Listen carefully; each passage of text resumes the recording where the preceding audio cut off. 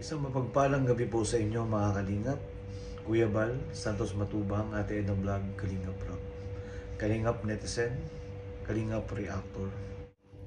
Ako po ay buong kababaang loob na humihingi ng paumanhin sa nagawa ko pong paglabag sa rules bilang isang Kalingap Reactor. Ang pakikipagkulab po sa hindi Kalingap. At nagpadalos-dalos po tayo sa mga desisyon natin. Hindi natin pinag-isipan mabuti kung tama ba o mali ang ating ginawa.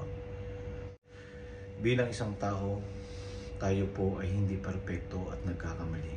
At ako po, tanggap ko po yung aking pagkakamali dahil sa paglabag po sa rules bilang isang Kalingap Reactor. Bilang isang reactor, ang ating pong YouTube channel, pag nagkakaroon po ng earning, ay hindi po yan napupunta sa ating sarili. Tayo po dito sa Hong Kong ay nagtatrabaho bilang isang OFW. Ang nais ko lang po bilang isang reactor ay makatulong base po sa aking kakayanan. At kung may dumating po at tayo may nasasahod sa ating munting YouTube channel, yun din po ay sinishare natin at ibinabalik po sa mga karapat-dapat na matulungan o nililingap. At muli, humihingi po ako ng paumanhin. At maraming salamat Kuya Bal Santos Matubang, Ate Edna Vlog, Kalingap Rock, at binigyan mo ako muli ng isa pang pagkakataon para makabalik sa Kalingap bilang isang Kalingap Reactor. At muli sa akin pong pagbabalik ay mas pagbubutihan ko na po ngayon. Isang aral na po ang nangyari sa akin ngayon at aral na rin po yun para sa lahat na hindi po dapat tayo magiging padalos-dalos sa ating mga desisyon. Dapat pag-isipan po muna natin ng maraming beses bago tayo gumawa ng mga bagay-bagay. Alamin natin kung tama ba o mali ang ating ginagawa. Kaya maraming salamat po sa pagbubukas muli sa ng pinto ni Kuya Bal Santos Matubang, Ate Edna Vlog, Kalingap Rock. At tuloy-tuloy pa rin po kung ano po yung nasimulan ko dati na nag-umpisa po ako sa Kalingap. Bilang isang reactor po, ang aking pong YouTube channel po, ang hangad ko po dyan ay makatulong po yung ating pong revenue sa ating YouTube channel ay makatulong po sa adikahin po ng Kalingap, sa paglingap po sa mga kababayan nating nangangailangan, especially po dyan sa daet o sa iba't ibang panig pa po ng Pilipinas na alam ko naman po marami po ang natutulungan ng Kalingap sa pangunguna po ni Kuya Bal Santos Matubang, Ate Edna Vlog, and Kalingap Rock. At ito po ang inyong lingkod, Marinduque inyong gala.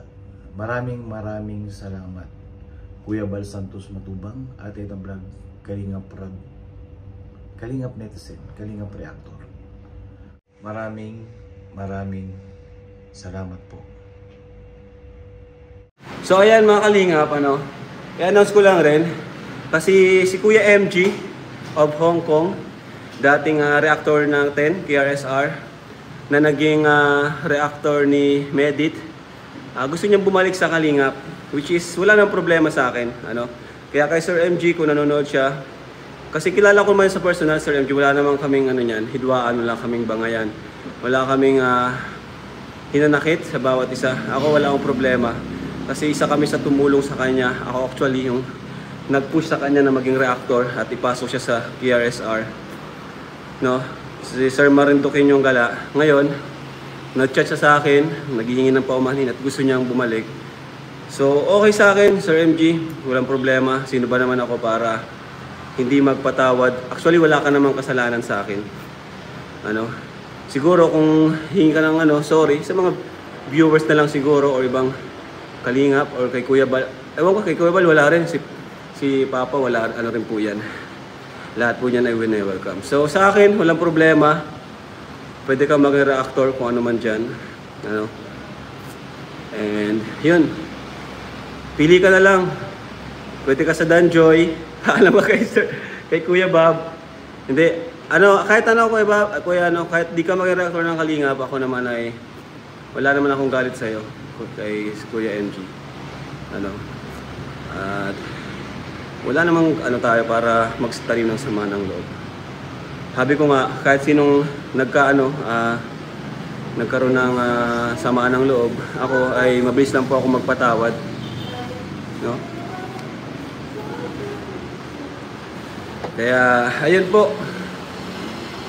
Siguro kung hingi siya ng paumanhin, siguro sa founder. Kasi di naman ako yung founder ng Team Kalingap, kundi si Kuya Bal. Pero para sa akin, goods lang yan, walang problema kung magre-reaction siya ulit sa Team Kalingap. So, yun po.